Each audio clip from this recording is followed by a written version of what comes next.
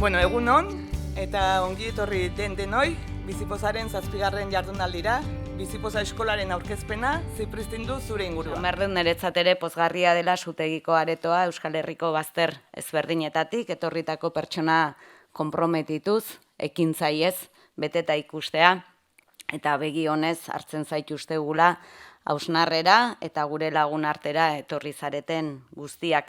Nik konbentzituta nago begiratzeko moduak mundua aldatu dezakeela, eta uste gaur ariketa hori proposatuko digula Nerea, hau da, entrenatu dezagun begiratzeko modua, aniztasuna ikusteko gaitasuna izan arte, ez? Gonbidatuko zaituztet, betaurreko hauek janztera, oso guapa eta guape zaudete denak, oso ondo ematen dizuete.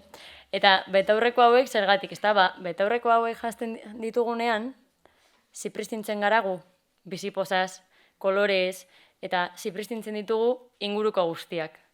Eta hori da, Bizipoza eskola egitera datorrena, ez da? Lehenik eta bain zipristintzen da norbera, eta horrekin, uinekin, tanta hoiekin zipristintzen dugu gure ingurua. Horregatik, gaur aurkeztuko dizkizuedan gida didaktiko hauek izena dute Bizipoza eskola.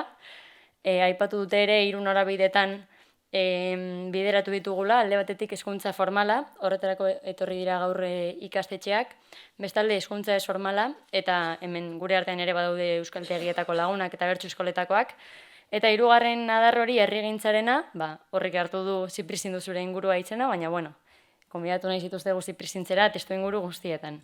Zuei galdetu behar dizuetena da hori, gida didaktikoak ez, paperetik azalera pasatzea, zer izan dan pixka bat zuen esperientzia kontatu. Gure ari izena jarri dugu mundu kolorea gara, bai. Lehenengo eta behin gure ikasleak ertortzen direnean eskolara erakusten diegu gure mapa, hau daukagu zuzendaritza aurrean jarrita, eta eskaintzen diegu euren herrialdea topatzea eta beraien bandera hor jartzea, eta horrela joan gara eskolako mapa osatzen. 185 ikasle ditugu. Euskeratik eta euskaraz aritzea. Bigarrenik ere, Bizipoza badalako elkarte bat, nun Euskal Herriko edozein txokotatik, ez, parte hartu daiteken, eta, niretzako behintza gaur egun naziotasun hori ere kontutan eukitzea oso garrantzitsua dalako ere. Eta gero, balore horien lanketan, eta arlo kurrikulura pixka bat alde batea utzi, eta, ematen zuelako aukera, bai emozioetan, baloreetan, sakontzeko, eta umeak ere nola baita beste modu batea ere ezagutzeko, ez akademikoki bakarrik. Eta sinetxita bai gaude eskolak sistemaren erreproduziorako bezalaxe mundu hobe bat lortzeko eta eraldatzeko tokiare izaten aldirela, toki privilegiatuak. Eta guzi horretan, aipatu ditudan guzi horretan, Bizipozaren materialak nolabait dena zipristintzen du, ez? Eta olako purpurina bat ematen dio zoragarria, eta orduan erabaki dugu, pilotatu genuela, baina abenduaren 15 bitartean guz egituko dugula gure saitxo horrekin, hor badagolako sekulako altxor bat. Antolatu genuen hasieran tailer moduko batzuk, bertan unitate didaktikoan proposatzen diren horiek, badaudela proposamenak, tailer ezberdinetakoak, eta bigarren atal moduan egin genuen, norberaren ezagutze hortatik, zertan gaitasun horiek, Nerea komentatu ditu horiek, ez ikusta bakarrik zer daukagun ahulezi moduan, aberatsa bezala daukaguna ere hori helarazteko modu bat zen, txundi gaitzazu bat egitea. Eta hor bakoitza bere trebezi eta gaitasunetatik, bakoitza berea sortu zuen.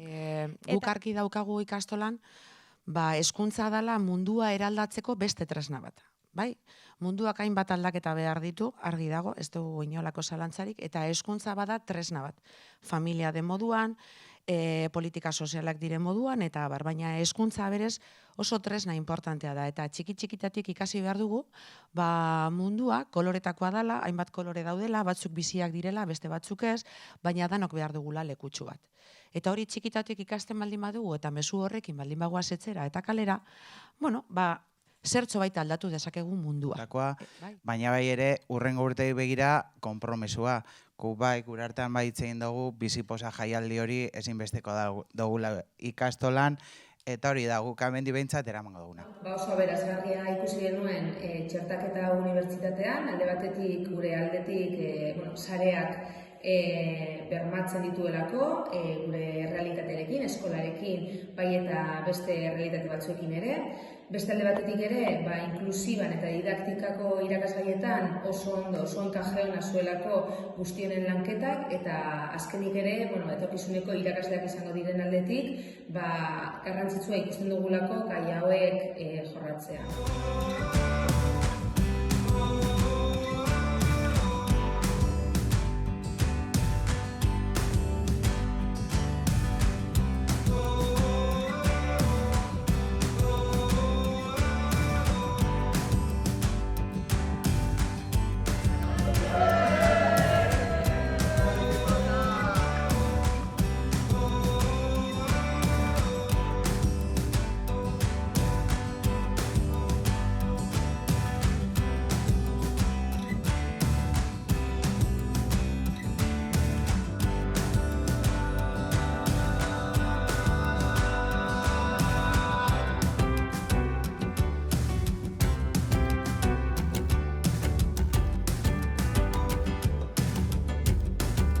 Ongietorri berriz, orain elkarteen txanda izango da, beraien esperientziak kontatzeko. Goitxi bera aldatu behar da sistema guztia, ez? Imaginario kolektiboa apurtu behar da berri bat eraikitzeko. Eta hortarako irakasleen formakuntza ezinbestekoa da. Eta formakuntza hori jasotzeko biharra ikusi behar dugu bai, ez? Horren biharra daukagula. Eta hondikan kontzientzia hori ez dago. Eta igual gehiago, kulturartekotasuna bai, baina antiarrasakeria bai. Jau gustatzen entzutea, baina hau gizarte arrasista da, eta horren kontziente izan behar gara, ez? Horrek Posposik, gaude, posposik, eta benetan eskertuta biziposan egotiarren, eta hemen ikusteran webgunean eriotza dagoela, benetan beti kontrakoak dira, ia, ez da, baina posik gaude. Hori da hitza, posik. Biziposa eta eriotza batera, salik guzurra dela, baina posible darako. Eta egin dugun bidean, elkartean, eta hitz egiten hasten bazara jendearekin posible dalako. Ez dugu nahi entzun, eriotza hitza, eta radikala da, horrelako baten agertzea, benetan eskertuta gaudela, baina uste dugu posible dela beste modu batera jokatzea. Baliabideak ditugula. Zuk lehenago esan duzu entrenamentua. Uste dugu entrenatzen bagara, berezko baliabideak ditugula heriotzaren aurrean hobeto egoteko. Batek esan zian, baino neska, mutila, zea xola dio, denak pertsona gara. Eta pentsatu nuen, ara, bai, karo, denak pertsona gara, baina honek ez du ezer ulertu. Denak pertsona gara, baina zure identitatea ez dutenean jartzen zalantzan, zu emakume zarela, danak ikusten dute emakume zarela ez dezu, ezer berezirik egin behar, esan behar, edo ez zaituzte zalantzan jarri zure identitatea, orduan honek ez du ezer ulertu, anekdota txiki bada ez, bai, denok pertsona gara, baina zure identitatea zalantzan jartzen dutenean, horren aurrean zer egin behar dugu, nola lagundu behar diogu pertsona honi ez, orduan, oraindik bidea handia dago egiteko, eta bai hezkuntza formalean zein ez formalean, aisialdi taldeak, hor nabaritzen da monitorea gazteak dira, nahiko jantziak daude, interesa handia dute, baino interes horretan ere formakuntza eskatzen dute, orduan, gida guzti hauek, gida pedagogiko guzti hauek eta guzti hau oso ongietorriak izango dira inguruan. Gida oso ondo etorriko dela, hezkuntzako jendearentzat. Ez dago dudarik. Horrela ez daukagu esplikazio gutxiago egon behar, da... Bai, askotan gu, ospitalean asko goten gara, eta orduan, bai, nahi duzu, baina ez da lehentasunekoa momentu horretan, igual, ez? Nahi duzu argi gelditzea, edo askotan daukazu hori, eta joango zinatekela ara edona, baina ez da lehentasuna. Lehentasuna da zure alabaren osasuna. Orduan, hori. Hau da guretzat pasada bat. Gure ikasleak uste dut guk uzten dizkigun betaurrekoi esker, gero gizartean badakite ibiltzen hanka sartu gabe, edo behintzat hortan saiatzen geha, ez? Gure ikasleren bat iristen denean arkitekto izatera, ingo ditugu gailuak handiak. Edo iristen denean, ez dakit, kongresura erabiliko du hizkuntza inklusiboa.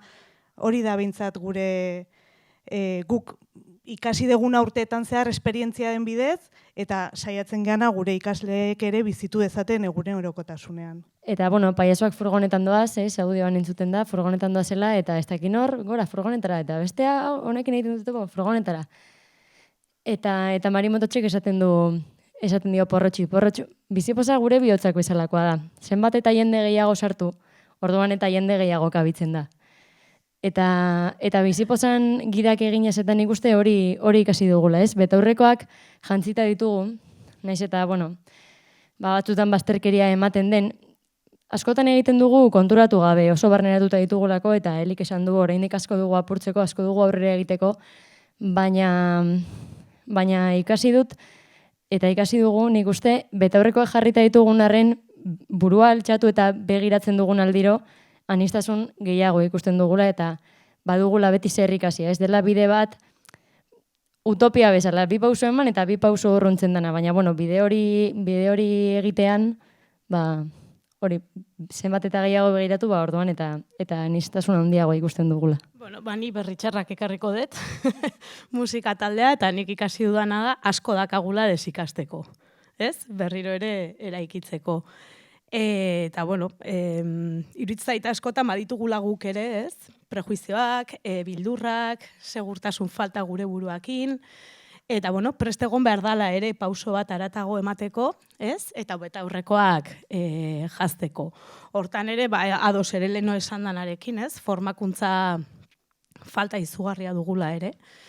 Eta, erakusten dizu ere ausardia, ez, ateratzen, eta bildurroiek ere gainditzen, ez? Nik uste dut txikitik goia zela hunditzen.